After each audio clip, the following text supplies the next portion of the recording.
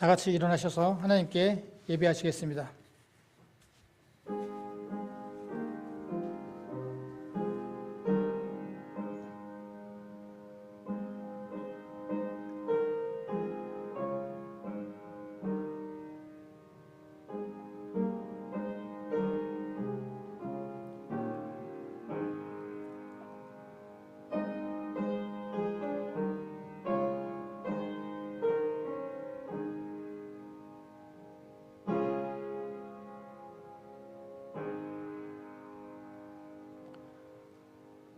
고맙습니다. 주님 감사합니다. 저희들 이 아침에 건강하게 깨워주시고 주님 전으로 불러주셔서 저희들 한밤한 뜻으로 주님께 예배하게 하시니 감사합니다. 저희들 마음을 열고 주님 앞에 정성껏 예배드리길 원하오니 주님께서 이 예배를 주관해 주시고 이 예배의 모든 영광 홀로 받으시며 이 예배를 드리는 당신의 성도들 한 사람 한 사람 주님 축복해 주시옵소서. 예수님의 이름으로 기도드렸습니다. 아멘. 찬송가 43장입니다.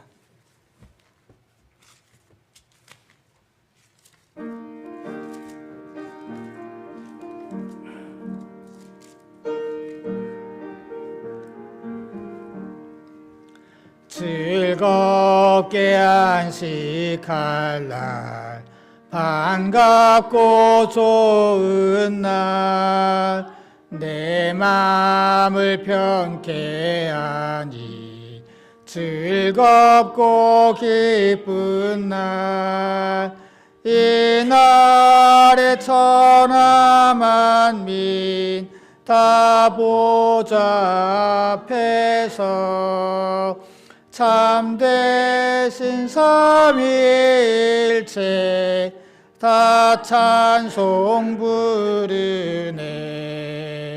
이 날의 하늘에서 새 양식 내리네. 성회로 모이라고 종소리 울리네. 복음의 밝은 빛은 온 세상 비치며 또 영생물이 흘러 시원케 하시네. 이 주일 지킴으로 새 은혜 입어서 영원히 쉬는 곳에 다 올라갑시다. 성부께 찬미하고 성자와 또 성령 참되신 삼위일체 다 찬송 부르세. 아멘. 교동문 77번입니다.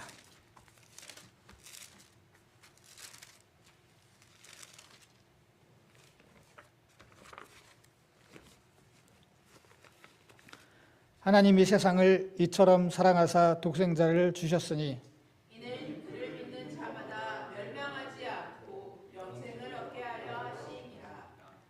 하나님이 그 아들을 세상에 보내신 것은 세상을 심판하려 하심이 아니요 그로 말미암아 세상이 구원을 받게 하려 하심이라. 그를 믿는 자는 심판을 받지 않은 것이요 믿지 아니하는 자는 하나님의 독생자의 이름을 믿지 아니하므로 벌써 심판을 받은 것이니라.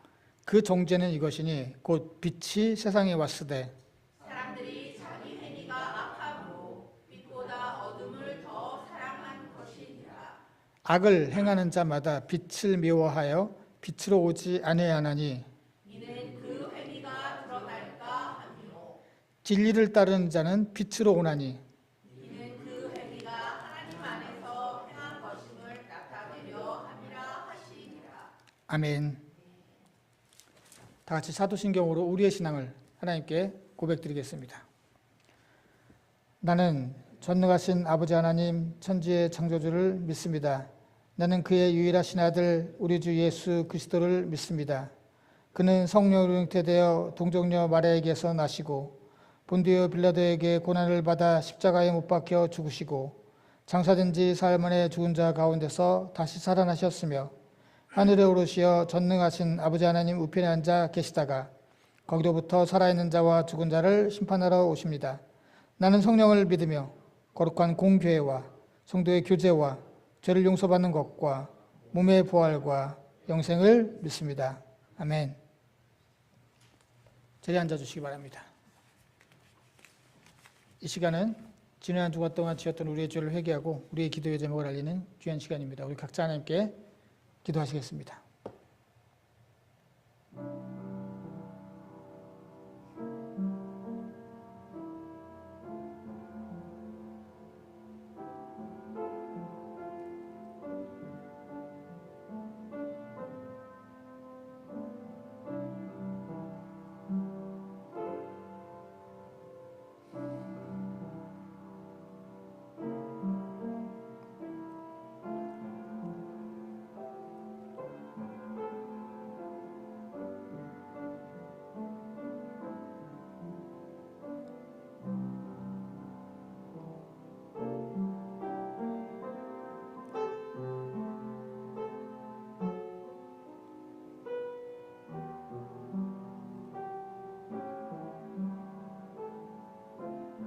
주님.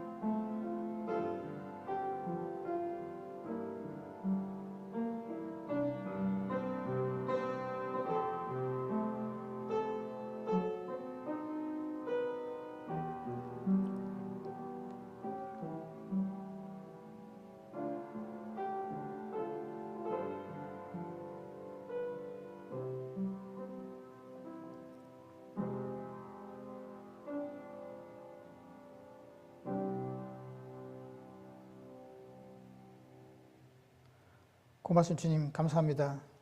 지난 한 주간 동안도 저희들을 홀로 두지 아니하시고 저희들 한 사람 한 사람을 특별하게 여기시고 저희들과 동행해 주시고 저희들을 인도해 주시니 감사합니다. 저희들 주님의 한없는 은혜 가운데 지난 한 주간 동안도 살았는데 그 은혜를 깨닫지 못하고 그 은혜에 합당하지 못했던 우리들의 죄악된 모습을 이 시간 예배를 통해서 깨닫고 주님 앞에 회개 기도를 드렸습니다. 저희들을 불쌍히 여기시고 저희들을 용서해 주시옵소서. 또한 아버지 하나님 저희들 개인적인 기도의 제목도 아랬습니다.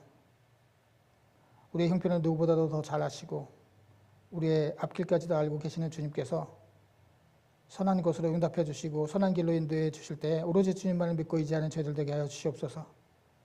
또한 시간 저희들 주님의 말씀을 드리려고 합니다. 주님 말씀해 주실 때 저희들에게 듣는 귀를 허락해 주셔서 저희들 듣고 마음밭에 그 말씀을 새겨서 순종하며 살아가기에 부족함이 없는 저희들로 삼아 주시옵소서. 예수님의 이름으로 기도드렸습니다. 아멘. 찬송가 370장입니다.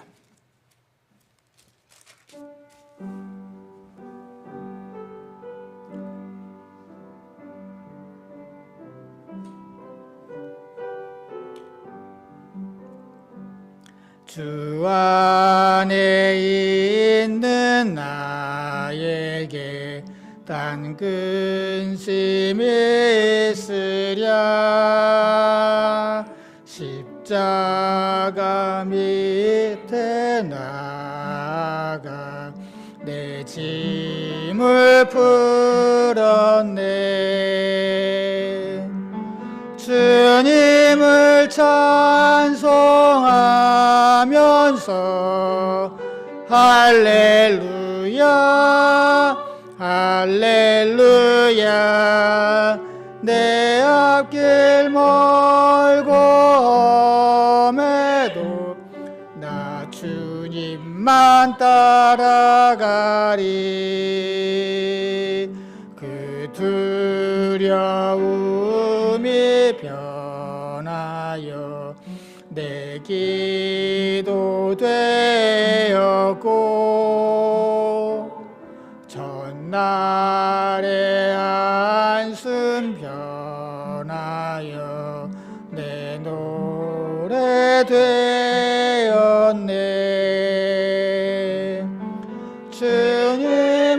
찬송하면서 할렐루야 할렐루야 내 앞길 멀고 험해도 나 주님만 따라가리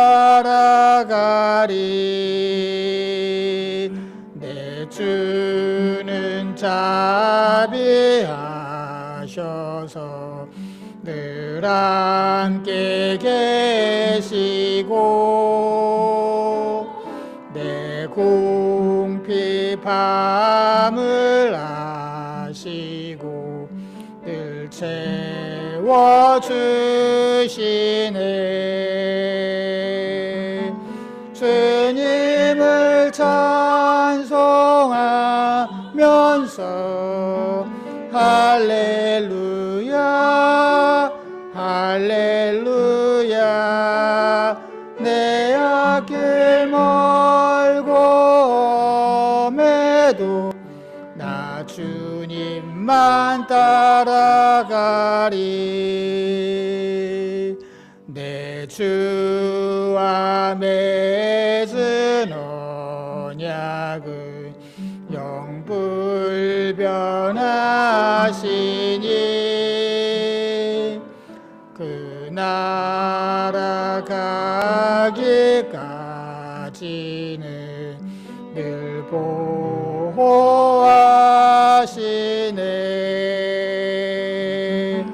주님을 찬송하면서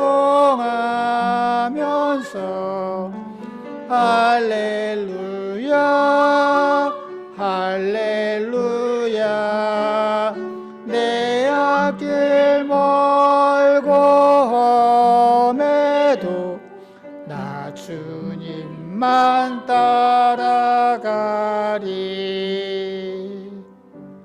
아멘. 말씀 보시겠습니다. 하나님 말씀은 요한복음 14장 7절서부터 14절까지입니다.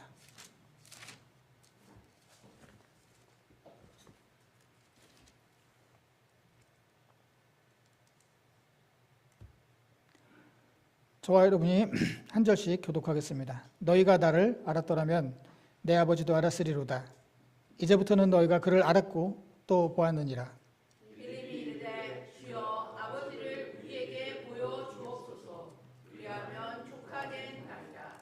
예수께서 이르시되 빌립아 내가 이렇게 오래 너희와 함께 있을 때 내가 나를 알지 못하였느냐? 나를 본 자는 아버지를 보았거늘 어찌하여 아버지를 보이라 하느냐? 내가 아버지 안에 거하고 아버지는 내 안에 계신 것을 내가 믿지 아니하느냐? 내가 너희에게 이르는 말은 스스로 하는 것이 아니라 아버지께서 내 안에 계셔서 그의 일을 하시는 것이라. 내가 아버지 안에 거하고 아버지께서 내 안에 계심을 믿으라. 그렇지 못하겠거든 행하는 그 일로 말미암아 나를 믿으라. 내가 진실로 진실로 너희에게 이르노니 나를 믿는 자는 내가 하는 일을 그도 할 것이요 또한 그보다 큰 일도 하리니 이는 내가 아버지께로 가니라. 너희가 내 이름으로 무엇을 구하든지 내가 행하리니 이는 아버지로 하여금 아들로 말미암아 영광을 받으시게 하려 함이라. 내 이름으로 무엇이든지 내게 구하면 내가 행하리라. 아멘. 자리에 앉아주시기 바랍니다. 함께 예배 드리는 모든 분들 주님의 이름으로 축복합니다. 지난주에 유대인들은 스스로 하나님의 자녀라고 믿었습니다. 그러나 예수님은 아니다라고 말씀하셨죠. 우리 크리스천들도 스스로 하나님의 자녀라고 믿고 하나님을 아버지로 고백을 합니다. 그러나 스스로 하나님의 자녀라고 믿고 주장하는 것과 실제 하나님의 자녀인 것은 다른 문제입니다. 하나님의 자녀는 예수님을 사랑하는 자들이고 사랑하되 큰 무엇보다 가장 사랑하는 자들, 그 하나님의 자녀는 하나님의 말씀을 깨닫는 자들이고 하나님의 자녀는 하나님의 말씀을 실천하는 자들입니다. 자, 오늘도 하나님을 아버지로 고백하는 한 사람이 있습니다. 그리고 그 사람은 아버지를 보여달라고 예수님께 청합니다. 과연 예수님은 아버지를 그에게 보여주셨을까요? 이제 얼마 뒤면 이제 예수님께서 체포되십니다. 그래서 예수님은 제자들과 함께 마지막 만찬을 하세요. 그리고 발 씻겨 주시고요. 제자들 한 명이 배반할 것을 말씀하시고 베드로도 부인할 것을 말씀하십니다. 그러고서 긴 설교를 하세요. 13장 21절부터 17장까지 우리가 성석하는 사람들이 흔히들 고별 설교라고 이렇게 부르는 긴 설교를 하고, 저희들 오늘 읽은 말씀이 바로 그 고별 설교 중 일부에 해당이 됩니다. 그런데 그 자리에서 빌립이 갑자기 우리에게 아버지를 보여주셔서 그러면 족하겠습니다라고 합니다. 왜 아버지를 보여달라고 그럴까요? 하나님이 어떻게 생겼나 궁금해서? 눈으로 직접 하나님을 보면은 더 확실히 믿을 수 있을 것 같아서 그런 거죠. 그래서 아버지를 보여주셔서 그러면 족하겠습니다. 뭐예요? 아직 지금 현재 부족해. 뭔가 좀 더 확실한 게 있어야 돼. 그러니까 아버지를 보여주십시오 라고 예수님께 청합니다. 예수님께서는 이제 마지막 만찬을 하시면서 예수님이 죽으신 것을 말씀하셨어요. 아까 말씀드렸듯이 제자 중 한 사람이 나를 팔 것이다 라는 말씀도 하셨고, 베드로가 아닙니다. 절대로 저는 끝까지 죽어도 주님을 버리지 않을 것입니다 했더니 너는 다구기 전 세 번 나를 부인할 것이다 이런 말씀도 하십니다. 그 자리의 제자들은 굉장한 절망과 어떤 두려움을 그리고 좌절감을 느끼고 있었어요. 빌립이 야 이러면은 안 된다.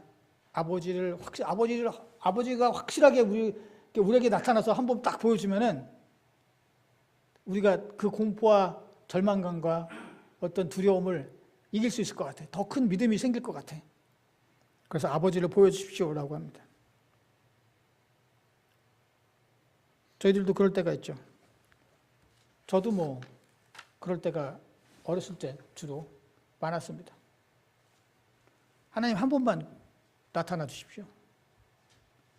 하여튼 현실에서든 꿈에서든 하여튼 한 번만이라도 나타나서 확실하게 보여주시면은 제가 더 잘 믿겠습니다.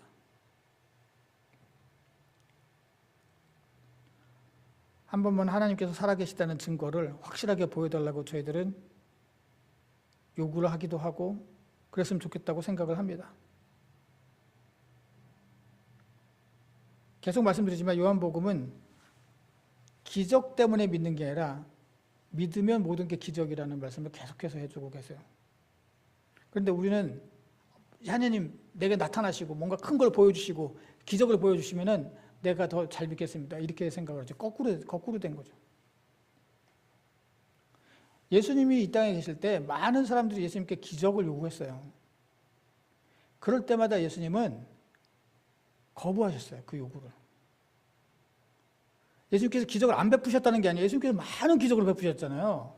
그런데 사람들이 와서 나한테 기적을 보여주십시오. 증거를 보여주십시오. 라고 하면은 예수님 그때마다 아예 그냥 거부하셨어요. 거부한 게 뿐만 아니라 아주 책망까지 하세요. 대표적인 게 누가복음 23장 39절에 있는 말씀이죠. 예수님께서 십자가에 달리셨어요. 그때 많은 다 그래. 뭐 군중들도 그렇고 군인들도 그렇고 다 네가 하나님의 아들이야? 그러면은 보여줘 라고 얘기를 합니다. 누가복음 23장 39절. 자, 예수께서 십자가에 달리셨어요. 양옆에 소위 말하는 강도들이 있었죠. 그 달린 행악자 중 하나는 비방하여 이르되 내가 그리스도냐? 그리스도가 아니냐? 너와 우리를 구원해라. 네가 그리스도라며. 우리를 구원해봐 한번. 할 수 있잖아. 증거를 보여줘. 라고 이야기를 합니다. 그럼 예수님께서 그래 내가 그리스도라는 걸 보여주면 해서 확 보여주셨냐? 그러지 않으셨어요. 마태복음 12장에서는 우리가 성경 공부할 때 우리가 말씀을 나눴던 건데 열매를 보아 나무를 안다라는 말씀을 앞에서 말씀하세요. 그러니까 이 서기관과 바리새인들이 와서 네가 당신이 그러면은 그리스도라고 했으니까 열매를 보여줘. 당신이 행하는 그 기적을 보여줘. 그럼 내가 그리스도로 믿을게. 열매를 보여줘. 열매를 보면은 나무를 안다며. 그러니까 당신의 그리스도라고 하는 열매를 보여줘라고 얘기를 합니다.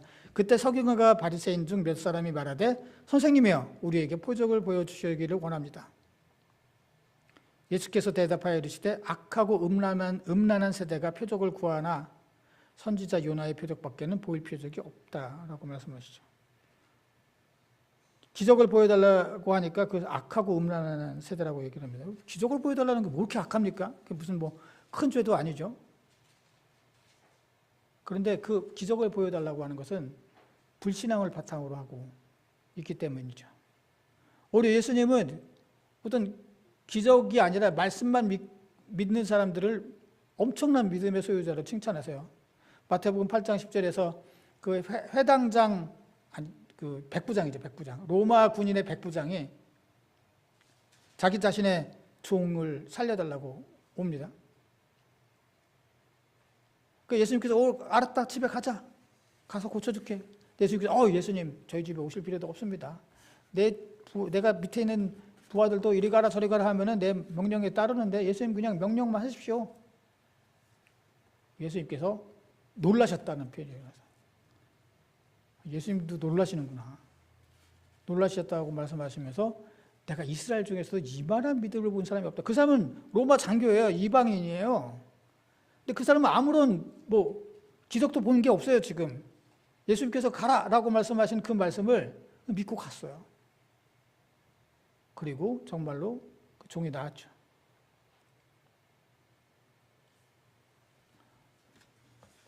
우리가 아버지를 보여주셔서 혹은 기적을 보여주셔라고 한다면 그때는 우리에게 기적이 필요한 것이 아니라 믿음이 필요한 것이다. 자, 빌립이 아버지를 보여주십시오라고 얘기했어요. 하나님을 보여주십시오 이렇게 얘기를 했어요. 그랬더니 예수님께서 옛다 그래 여기 보여줄게라고 말씀하시지 않고 예수님께서 뭐라고 말씀하세요? 오늘 9절 말씀에 예수께서 이르시되 빌립아 내가 이렇게 오래 너와 함께 있을 때 내가 알지 못하느냐 나를 본 자는 아버지를 보았거늘 어찌하여 아버지를 보이라 하느냐. 사실 하나님을 볼 수가 없죠. 여러분들 생각을 해보세요. 내가 하나님을 본다면 하나님 어떤 모습이실까?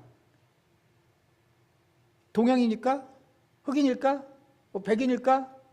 아니면 하나님은 좀 특별하게 남성이실까? 여성이실까?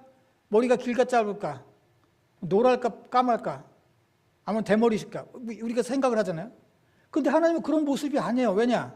하나님은 영이시잖아요. 그래서 하나님은 어떤 특별한 모습을 갖고 계시지 않아요. 그러니까 빌립이 아버지를 보여주십시오라고 하는 것도 사실은 그게 말이 안 되는 거죠. 구체적인 모습이 없으시기 때문에 하나님은. 그럼 우리가 하나님을 어떻게 볼 수 있을까? 예수님께서 나를 본 자는 아버지를 보았다. 바로 예수님이 하나님이시다 그거예요. 하나님께서 인간의 본체를 입고 그는 근본 하나님의 본체시나 또 인간의 그 본체를 입고 오셨어요. 우리가 이거 이미 다 말씀드렸죠. 100% 인간이고 100% 하나님이세요. 그러니까 예수님을 본 사람 본 것은 하나님을 본 거예요. 그래서 예수님께서 그 말씀을 하신 거예요. 그러니까 빌립은 지금 현재 하나님을 본 것뿐만이 아니라 여태까지 하나님과 오랫동안 어떻게 했어요? 동행했어요. 하나님께서 그와 함께 하셨어요. 그러니까 예수님께서 너 오랫동안 나와 함께 있었으면서 너 아직도 몰랐어? 라고 말씀하시는 거죠. 근데 예수님이 하나님이시라고? 그걸 어떻게 믿지? 나를 본 사람이 하나님 본 사람이야, 본 것이야, 그러면 어떻게 증명해, 이거? 이거는 과학적인 어떤 증거가 없어요. 어떠한 증명의 문제가 아니에요. 어떤 문제예요? 믿음의 문제예요. 그래서 예수님께서 10절에서 내가 아버지 안에 거하고 아버지는 내 안에 계신 것을 내가 믿지 않느냐. 믿어야 되는 믿음의 문제라는 말씀하시고 11절에서도 마찬가지로 믿음의 문제라고 말씀하세요. 내가 아버지 안에 거하고 아버지께서 내 안에 계심을 믿어라. 그렇게 믿지 못하겠거든 행하는 그 일을 보고서 믿어라 이런 말씀하세요. 믿음의 문제예요. 그들은 늘 하나님을 보고 있었을 뿐만 아니라 하나님과 동행하고 있었어요. 그런데 다시 하나님을 보여달라고 그러는 거예요. 우리들도 마찬가지입니다. 우리가 때로는 하나님 보여주십시오. 나타나서 말씀해 주십시오 하지만 하나님은 우리와 늘 함께 계세요. 성령을 통해서 우리와 늘 함께하고 계세요. 말씀해 주십시오라고 하지만 하나님께서는 이미 우리에게 많은 말씀을 주셨어요. 성경을 통해서. 증명해봐. 성령을 통해서 하나님이 우리와 함께하고 있다는 걸 증명해봐. 라고 하는 사람들이 있죠. 그것은 증명의 문제가 아니에요. 마찬가지로 믿음의 문제예요. 못 믿으니까 자꾸 보여달라고 하는 거죠. 성령을 통해서 하나님께서 함께하고 계시다는 것을 못 믿으니까 하나님 보여주세요. 확실한 거 보여주세요. 이미 확실하게 성령이 함께하고 계시고 동행하고 계신데 계속 보여달라고 하는 것이죠.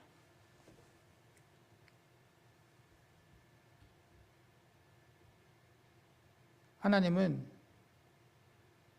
여러분에게 하나님 당신을 보여주시는 것을 넘어서 여러분과 지금 현재도 함께 동행하고 계십니다. 그걸 우리가 모르는 거죠. 우리가 자꾸 제한해요.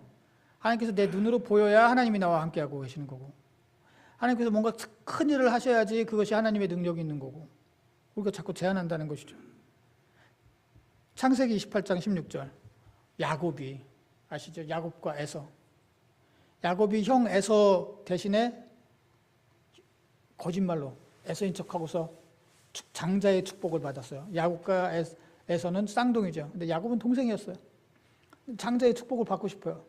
근데 형은 막 털이 엄청 많거든요. 터프하고 마초남이거든요.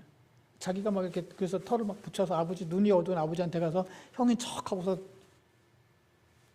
축복을 받았어요. 에서가 화가 났어요. 야곱이 도망가죠. 야곱이 이제 삼촌 라반의 집으로 도망가는 길에 베델에서 하나님을 만나요. 그래서 야곱이 잠이 깨어 이르되 여호와께서 과연 여기에 계시거늘 내가 알지 못하였도다. 그 당시에 시족들은 그 시족만의 신들이 있었어요. 이 부족은 저런 신, 저 부족은 저런 신. 그래서 하나님께서도 예전에 우리가 이걸 이제 하나님의 이름을 연구하는 사람들한테서 많이 나왔던 논문이기도 한데 나는 아브라함의 하나님, 야곱의 하나님, 이삭의 하나님, 야곱의 하나님 이렇게 말씀하신다면 하나님께서 그 시족 족장이라고 하죠. 족장들의 이름을 쭉 부르시면서 그들의 하나님이었다는 말씀을 하세요. 그것은 그 당시 사람들이 그렇게 생각했기 때문에 하나님께서 그들만의 하나님이라 아니라 모든 인류의 하나님이신데 그렇게 사람들은 생각을 했어요. 그 야곱도 마찬가지예요. 내가 이제 자기 이삭이라고 하는 그 집안을 뒤로 하고 이제 도망자로 간단 말이죠. 그러니까 더 이상 이제 그 이삭의 하나님은 여기까지는 안 계시겠지라고 생각을 한 거죠. 그런데 깨달았어요. 하나님은 어디나 계시는구나.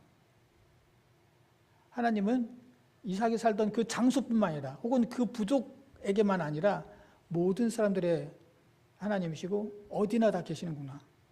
라는 그것을 내가 그걸 미처 몰랐구나. 라고 이야기를 하고 있는 거죠. 마찬가지입니다. 하나님께서는 항상 어디 있든지 우리와 함께하고 계세요. 보여주시는 걸 넘어서 함께하고 계세요. 여기는 직장이 그리고 이 교회가 그리고 가정이 바로 베델이에요. 야곱이 거길 짓잖아요. 이름을 짓잖아요. 이곳이 하나님의 집.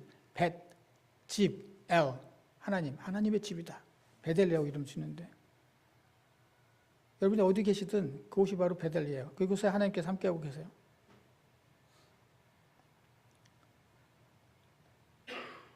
자, 하나님께서 함께하고 계시다는데 예수님께서 그러잖아요. 지금 아버지가 내 안에 있어.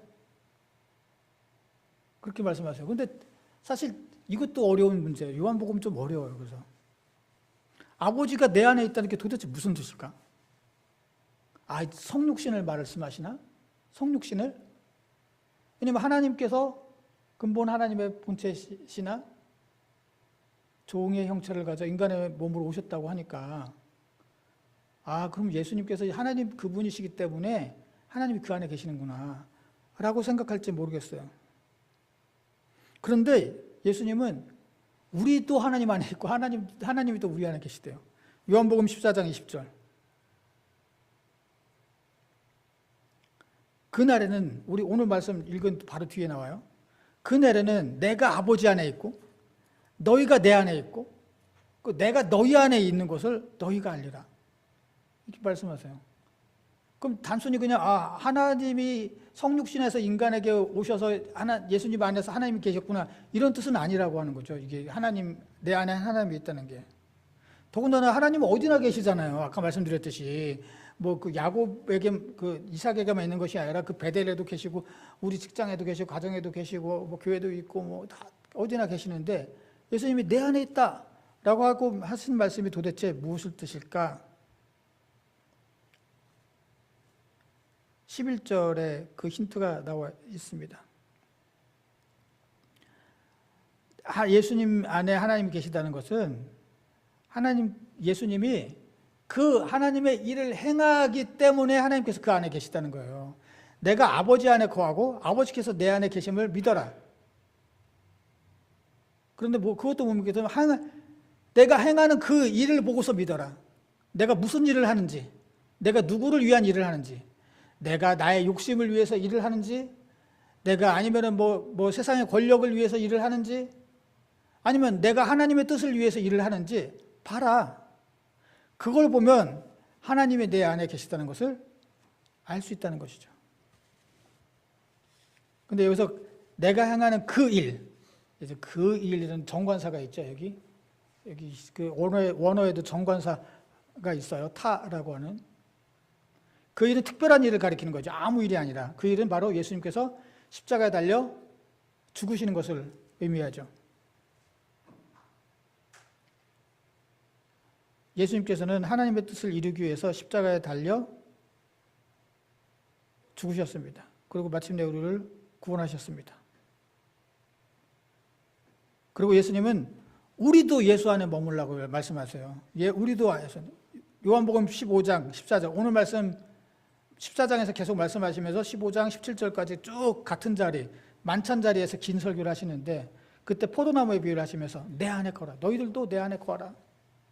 이 말은 무슨 뜻이냐? 내가 진짜로 우리가 예수님 뭐 속으로 들어가서 거하라는 뜻이 아니라 우리가 예수의 일을 행하라 라는 뜻이에요. 나도 너희 안에 거하리라. 가지가 포도나무에 붙어있지 아니하면 스스로 열매를 맺을 수 없음 같이 너희도 내 안에 있지 않으면 그리할 것이다. 예수님께서 내가 하는 일을 보고 내가 하나님이 나 안에 계신 것을 믿어라 라고 말씀하신 것처럼 너희들도 내 안에 거해야 되는데 그걸 어떻게 거하냐 하면은 바로 예수님의 뜻을 이룸으로 말미암아서 예수 안에 머물 수 있다는 것이죠. 그게 바로 예수 안에 머물 수 있는 길이에요. 그리고 우리가 예수 안에 머물지 않으면 아무것도 할 수 없다는 거예요. 어떤 열매도 맺을 수 없다는 것이에요. 마치 포도나무 가지가 그 줄기에 떨어져서 있으면 아무것 열매도 맺을 수 없는 것처럼 말이죠.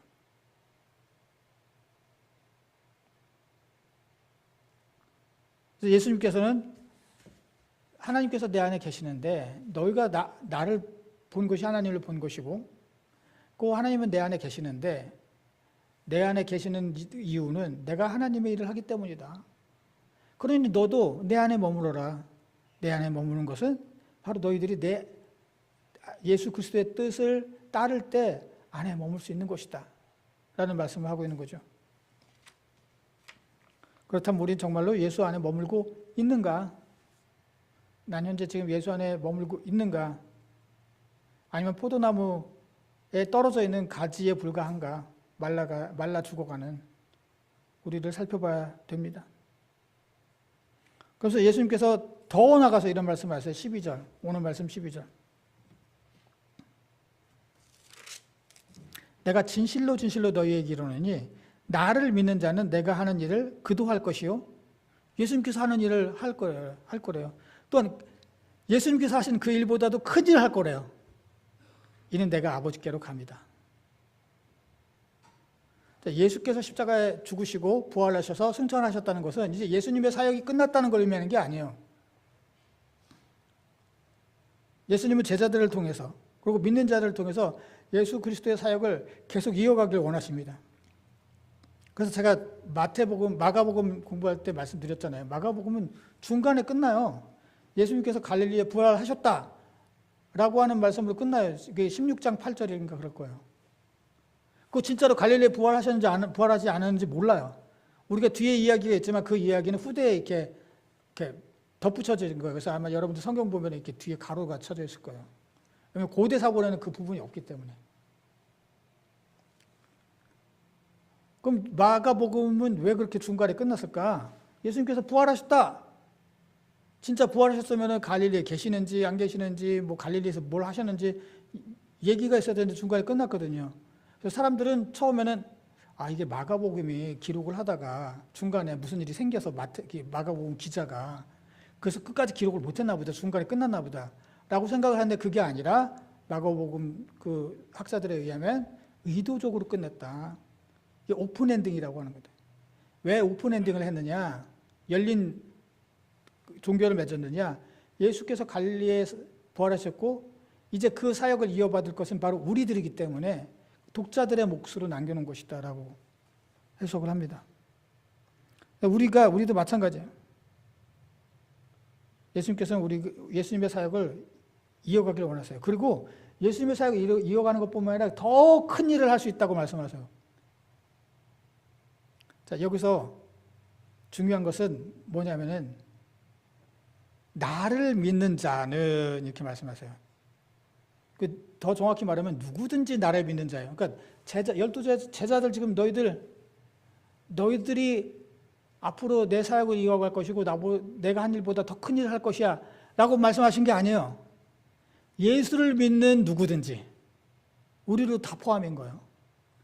그래서 NIV는 이걸 좀 더 정확하게 의미를 살리기 위해서 anyone who has faith 이렇게 번역을 했어요. NIV는. 누구든지 우리들 다 포함해서 예수가 한 일을 할 수가 있고 예수보다 더 큰 일을 할 수 있대요. 근데 이게 오해가 이거 이상하죠. 아니 우리가 어떻게 예수님보다 더 큰 일을 해? 어떻게 더 큰 일을 해? 그리고 더 큰 일을 하는 게 도대체 무슨 뜻일까? 라고 질문이 생기죠. 그래서 예전 사람들은 예수님보다 더 큰 일, 다시 말해서 더 많은 기적을 일으킬 거야. 우리가 그걸 말씀하시는 거라고 생각을 했어요. 근데 지금 현재 요한복음을 공부한 학자들은 누구도 거기에 그렇게 생각하지 않아요. 예수님께서 하신 일들을 보세요. 뭐 너무 많지만 5,000명을 먹이시고 무리를 걸으시고 바다를 그냥 말씀으로 잔잔케 하시고 죽은 나사로를 살리시고 스스로 죽으신 지 3일 만에 부활하시고 하늘에 올라가시고 이런 사람이 있어요, 세상에? 없죠. 그리고 이거보다 어떻게 더 큰 기적을 일으킬 수가 있겠어요? 그러니까 지금 예수님께서 하신 말씀은 예수님보다 더 큰 기적을 할 수 있다라는 말씀이 아니에요. 그게 아니라 예수님께서 이제 아버지께로 감이라 뒤에 나와 있잖아. 예수께서 이제 하나님께로 가니까 이제 우리들은 남아서 이 그리스도의 말씀을 증거함으로 말미암아 죽어가는 영혼들을 살리게 하는 것.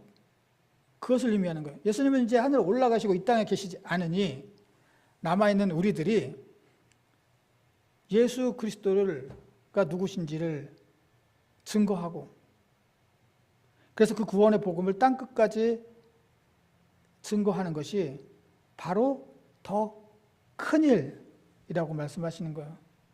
우리가 그 일을 어떻게 바로 오늘 말씀 뒤에서 예수님께서 그래서 보혜사 성령을 약속하시죠. 요한복음 14장 16절.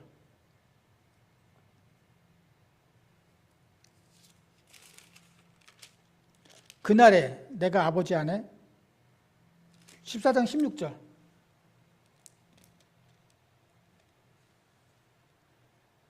내가 아버지께 구하겠으니 그가 또 다른 보혜사를 너희에게 주사 영원토록 너희와 함께 있게 할 것이다.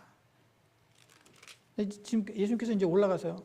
내가 너희들은 이제 내 사역을 이어갈 거고 나보다 더 큰 일, 다시 말해서 영혼을 구원하는 그런 증인이 될 것이야 라는 말씀해주고 계시죠. 제자들이 이거 우리가 이걸 어떻게 하지? 걱정하지 마. 보혜사 성령을 너에게 줄 것이다 라고 말씀하십니다. 그 보혜사 성령은 지금 우리들과도 함께하고 있어요.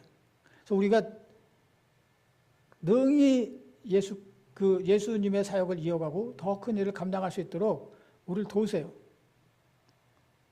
우리가 그분을 의지하지 못할 뿐이죠. 의지하면 능력을 주세요. 그리고 오늘 마지막으로 13절, 14절 우리가 좋아하는 말씀. 너희가 내 이름으로 무엇을 구하든지 내가 행하리니 이는 아버지로 하여금 아들로 말미암아 영광을 받으시게 하려 함이라. 내 이름으로 무엇이든지 내게 구하면 내가 행할 것이다. 이 사람들은 이것을 우리가 기도하면 무조건 다 들어주시는구나 이렇게 생각을 그래요. 그럼 아까 빌립도 마찬가지로 아버지를 보여주십시오 하고 기도하지. 그럼 아버지 보여주겠지. 내 이름 기도하면 다 들어주신다며. 그게 아니에요. 그런 뜻이 절대로 아니에요. 성경에서 그런 의미로 말씀하시지 않아요. 야고보서 4장 23절, 야고보서 4장 2절서부터 3절도 분명히 이런 말씀하시죠. 너희는 욕심을 내어도 얻지 못하여 살인하며 시기하여도 능히 취하지 못함으로 다투고 싸우는도다. 너희가 얻지 못하면 구하지 아니하기 때문이요. 구하여도 받지 못하면 정욕으로 쓰라고 잘못 구하기 때문이다. 너희들 기도로 구해도 안 들어줄 수 있다. 그 이유는 너희가 욕심으로 기도하면은 너희 욕심을 채우기 위해서 기도하면 기도가 들어지지 않는다라고 말씀하고 있어요.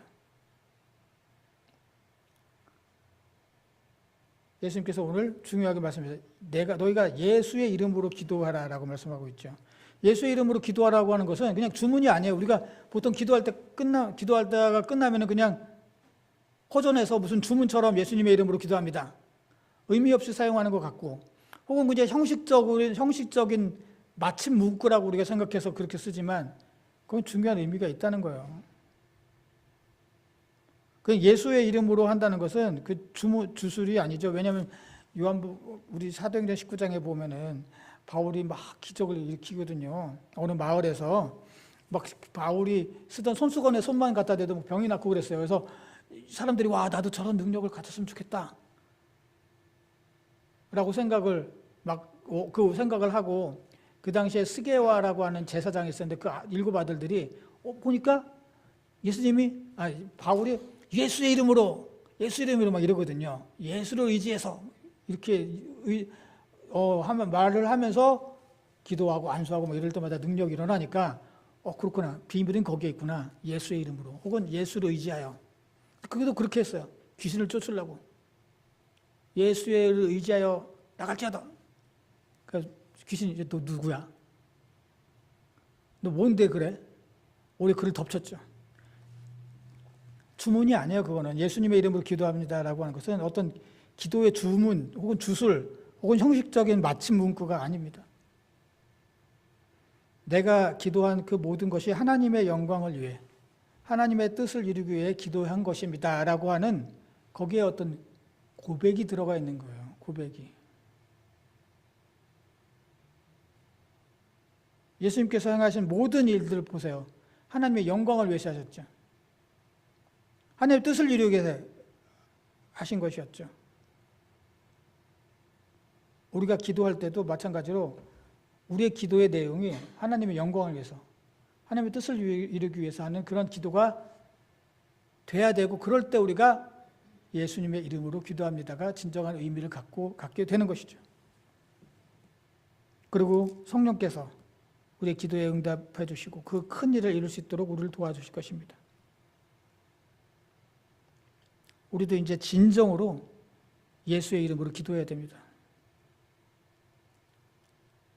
우리가 진정으로 예수의 이름으로 기도하면 우리의 기도의 제목이 바뀔 것이고 우리의 기도가 응답받을 것입니다. 결론적으로 말씀드리겠습니다. 오늘날에도 빌립처럼 하나님을 보여달라, 하나님을 보여주시면 내가 믿을 것입니다 라고 하는 사람들이 많이 있습니다. 그러나 하나님을 보여주시는 것이 먼저가 아니라, 하나님을 보여주는 것이 먼저가 아니라 믿음이 먼저입니다. 믿음으로 순종하면 매 순간 함께 하시고 도우시는 하나님을 만나게 될 것입니다. 여러분들도 믿음으로 한 주간 또 승리하시고 순종하시면 그 안에서 하나님을 만나게 될 것입니다.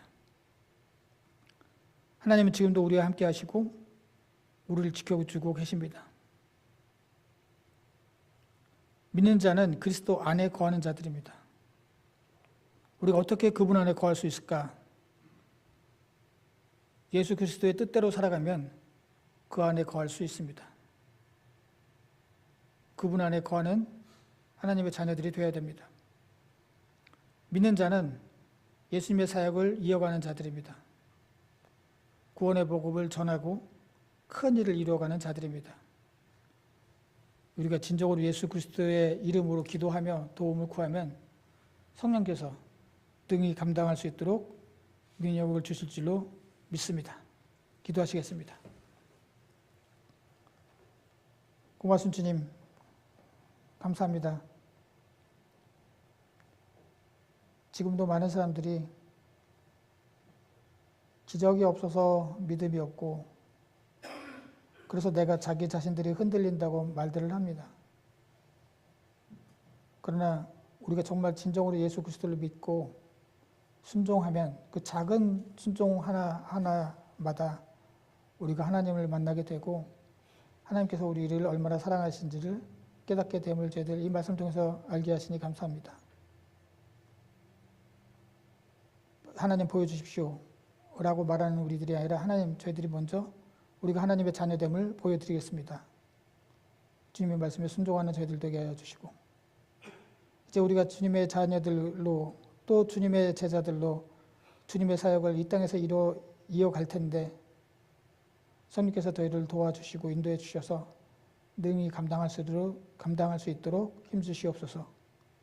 예수님의 이름으로 기도드렸습니다. 아멘. 찬송가 288장입니다.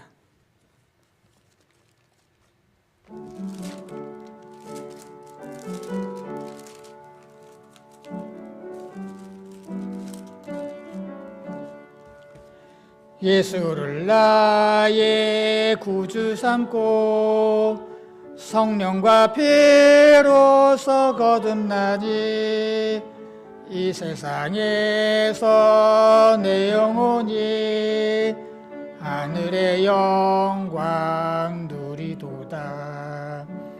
이것이 나의 간증이요 이것이 나의 찬송일세. 나 사는 동안 끊임없이 구주를 찬송하리로다. 온전히 주께 맡긴 내 영 사랑의 음성을 듣는 중에 천사들 왕래하는 것과 하늘의 영광 보리도다. 이것이 나의 간증이요 이것이 나의 찬송일세. 나 사는 동안 끊임없이 구주를 찬송하리로다. 주 안에 기쁨 누림으로 마음의 풍랑이 잔잔하니 세상과 나는 주만 보이도다. 나의 간증이요 이것이 나의 찬송일세 나 사는 동안 끊임없이 구주를 찬송하리로다.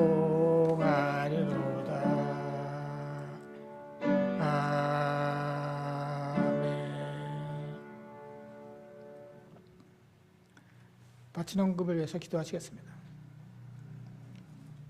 예수로 나의 구주 삼고 주님의 받은 은혜가 참으로 큼을 깨닫고 감사드리면서 이 예물을 주님 앞에 정성껏 바칩니다.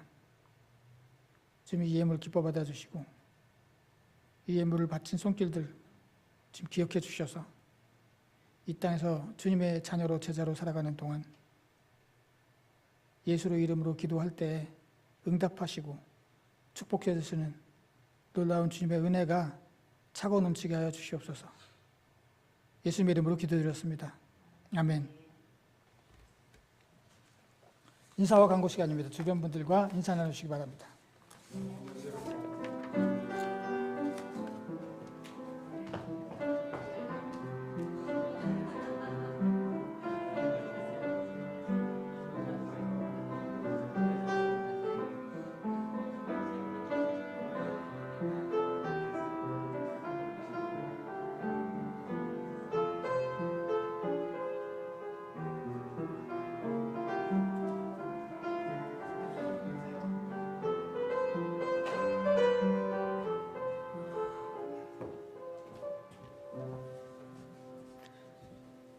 예배에 참석하신 모든 분들을 주님의 이름으로 환영합니다.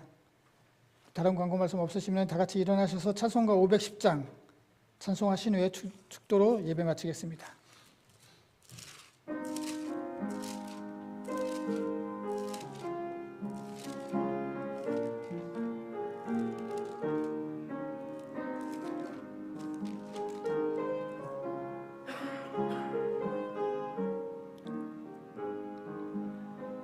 하나님의 진리 등대 길이 빛나니 우리들도 등대되어 주의 사랑 비추세. 우리 작은 불을 켜서 험한 바다 비추세. 물에 빠져 헤매느니 건져내어 살리세. 죄의 밤은 깊어가고 성난 물결 설렌다. 어디 불빛 없는가고 찾는 물이 많구나. 우리 작은 불을 켜서 험한 바다 비추세. 물에 빠져 헤매느니 건져내어 살리세. 너의 등불 도두어라. 거친 바다 비춰라. 빛을 찾아 헤매느니 생명선에 건져라. 우리 작은 불을 켜서 험한 바다 비추세. 물에 빠져 헤매느니 건져내어 살리세. 아멘. 기도하시겠습니다. 지금은 우리를 위해서 십자가에 달려 들어가신 예수 그리스도의 은혜와 이 땅에 하나밖에 없는 독생자를 우리를 위해서 보내주신 하나님의 무한하신 사랑하심과 우리를 도우시고 인도하시는 성령님의 감화 감동 역사하심이 이제 주님 안에 거하며 주님의 사역을 감당하기로 작정하고 돌아가는 모든 성도들의 머리 위와 그들의 가정과 생업과 그리고 이 교회 위에 영원토록 함께 하시기를 간절히 축원하옵나이다. 아멘.